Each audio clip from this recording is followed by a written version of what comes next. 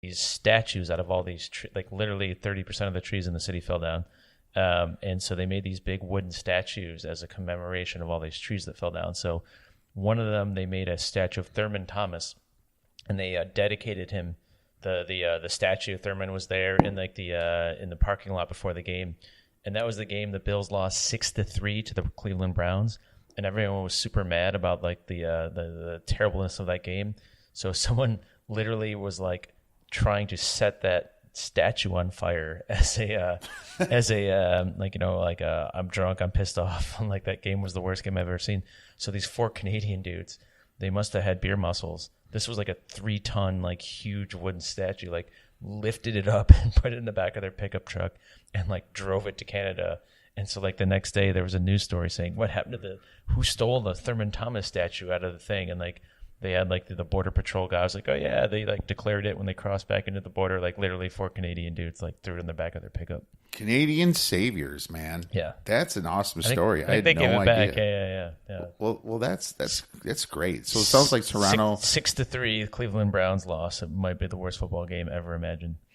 yeah. That's there's been some 3-0 ones, but that one's definitely not far, I'm sure. Well, that's amazing. Do you think ever in your lifetime that the Buffalo Bills will ever win a Super Bowl? Well, we're gonna live to be like 200, right? So maybe. Possibly. Yeah, I mean the current ownership and GM is not good, I'd say. So it's going to be a while, but I got faith. If your Cubs can do it, I think the Bills can do the impossible. So. That's a great attitude. And 108 minus what a 50 or whatever. Yeah. So you only have 58 years left. Right. I can't imagine how dead you are on the inside, just like me. So I was dead, and something woke up inside of me. But now my expectations are high. Yeah, just kind of like the whole Super Bowl years of the Bills, and they just pissed me off. So I definitely understand some of the pain that you guys went through back in the 90s. Oh, man. Well, hey, Eric, thank you so much for coming on. I really appreciate your perspective and life as a Bills fan. If you listeners out there have any questions for Eric, I'll get them to him. Please tweet us at the Oddsbreakers. Oh, thanks a lot, Kiev. Go Bills. All right. And we have Fantasy Football Week 11 with D Nasty. How you doing, Dave? Hey, pretty good. How you doing, Fantasyland? Oh, man, what another week in the books here. Some craziness. Who would have thought that Dallas, after getting their asses kicked a lot of times by some bad teams this year, go to Philadelphia and beat them outright.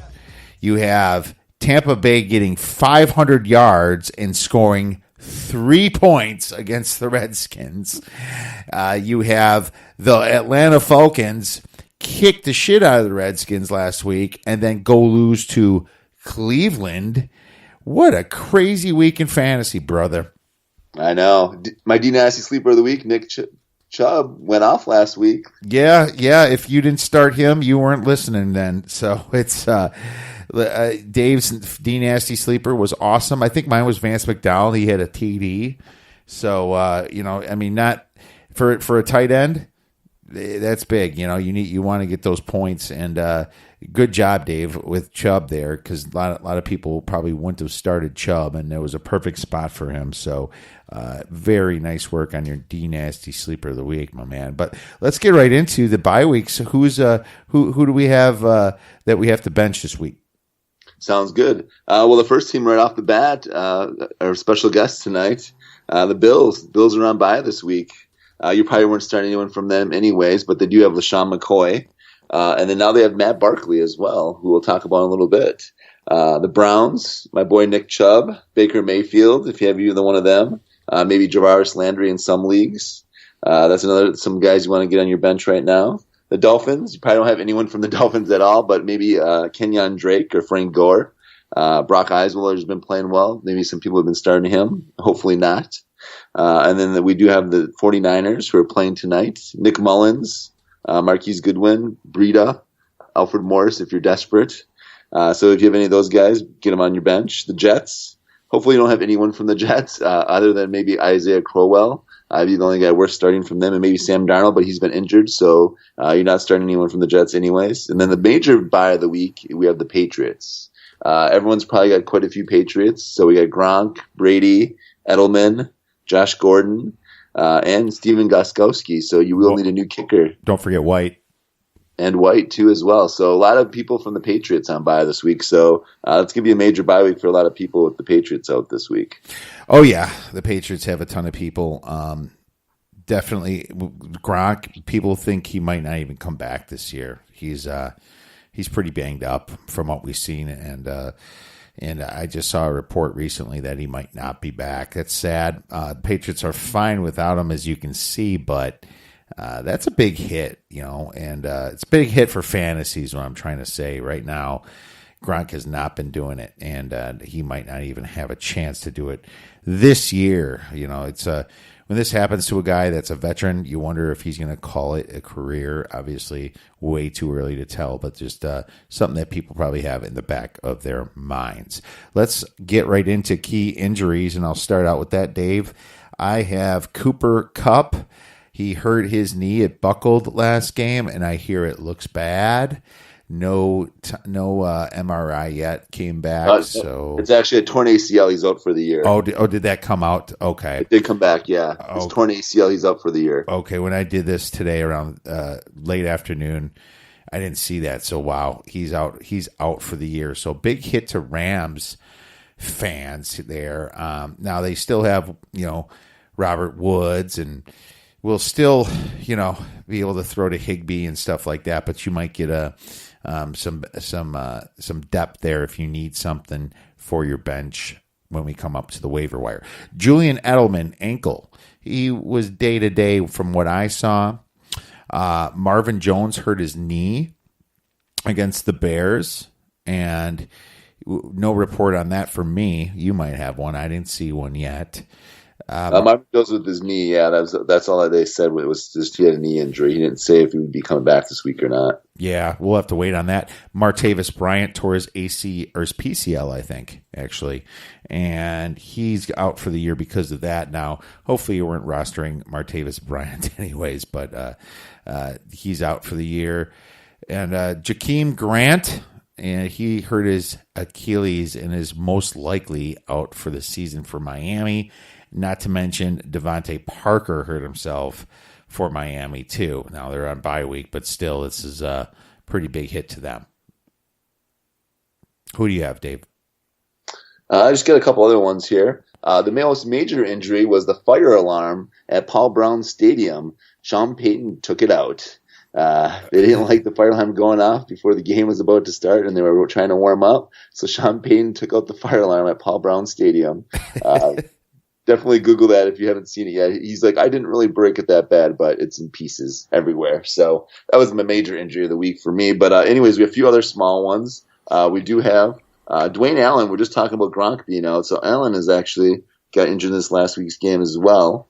A knee injury in the second half of that game. So keep an eye on that because he will be the major benefactor there. And then actually another injury too, Zach Martin. You couldn't tell with Ezekiel Elliott how he was jumping over people in that game. But their offensive guard for the Cowboys left in that game as well with the left knee injury. So that's definitely going to hurt their offensive line there. And then Terrion Armstead for the Saints. They've been rolling, but they lost their offensive tackle actually with a shoulder injury in that game too. So I want to just keep an eye on that just due to the line for the two running backs there. And then a couple Packers actually from my team. Half their secondary is injured right now. Bashad Breeland left and he didn't return. And then they actually had quite a few other Packers leave that game too as well. They had offensive lineman Patrick leave that game, and then a couple other defensive backs left as well. So Packers are very short-handed right now in the secondary. They had Kendrell Bryce leave with an ankle injury. And then they had another safety leave as well that had come in. Or actually, I'm sorry, a defensive back that came in. So Packers are really banged up in the secondary. So we'll be talking about that here shortly for pickups of the week. Yeah, the Packers, I guess they play Seattle next week. So you'll be looking, if they're injured in the secondary, to definitely look at maybe Seattle's going to have a little bit more value. from the receivers there. So something to look at. Why don't you start with the waiver wire, my man? Sounds good. The guy I realized I've been liking the last couple of weeks is Tyrell Williams from the Los Angeles Chargers. He's been taking some stealing some Allen touchdowns away. The main guy there, Keenan Allen, he's been stealing touchdowns away from him lately. He did have a couple 100-yard games earlier this year as well. He's actually had played 379 snaps while Allen's played 391. So he's been getting the snaps, and that's a good offense there too as well. So he's only owned in 54% of leagues right now. So if no one out there has him, I definitely would scoop him up. A guy we've talked about before, and Kiev's actually talked about, I think he was even nasty sleeper of the week for Kiev one week, Dante Moncrief. He's actually stepping up as the lead guy for the Jaguars now. He had a nice game this past week with 3 catches for 98 yards and a touchdown. They have some favorable matchups coming up with the Steelers, Titans, Colts, and Dolphins. So definitely a guy you want to take a look at picking up if he's out there. Guy you definitely want to grab, this is going to be probably the pickup of the week right here, is Josh Reynolds from the Rams. Last time Kupp was out for a couple weeks, he did put up some nice numbers. Kupp has been a proven red zone target as well, so Josh Reynolds could get some red zone targets as well over the next couple games. So definitely a guy to pick up to replace Kupp for those Kupp owners that were out there. And if you didn't have Kupp, even though you didn't have him, you still want to pick this guy up because he's going to be getting a lot of play, and he'll be getting some red zone targets, and he'll be getting some targets as well overall. So definitely a good guy to pick up if he's still out there. Rashard Penny, he had a resurgence this past week. He rushed 12 times for 108 yards and a score, and he ran circles around Mike Davis, who got the start and had 11 carries for 58 yards. So Penny could be a big factor moving forward, and just like I was talking about, the Packers are very banged up. Blake Martinez is playing on a hobbled ankle right now, and they lost their linebacker. That was the other guy I didn't talk about. Nick Perry was lost in this past game too, so they lost one of their key linebackers too. So Rashard Penny and Mike Davis. If Mike Davis is still out there, I doubt he is, but him or Rashard Penny would be good pickups this week, playing against the banged up Packers defense that lost a lot of guys. Doug Martin, actually, from the Oakland Raiders. He rushed this past week 15 times for 61 yards and had 3 catches for 31 yards. Looks like he's the lead back there now. He's had 13, 11, and 15 carries in the last 3 games. So he's getting the majority of the carries there. So what I'll do is I'll talk about handcuffs. Playoff time is coming in the next couple weeks. So definitely if you have a high-scoring offense and you have one of the top backs in the league, you definitely want to grab their handcuff if you have room on your bench.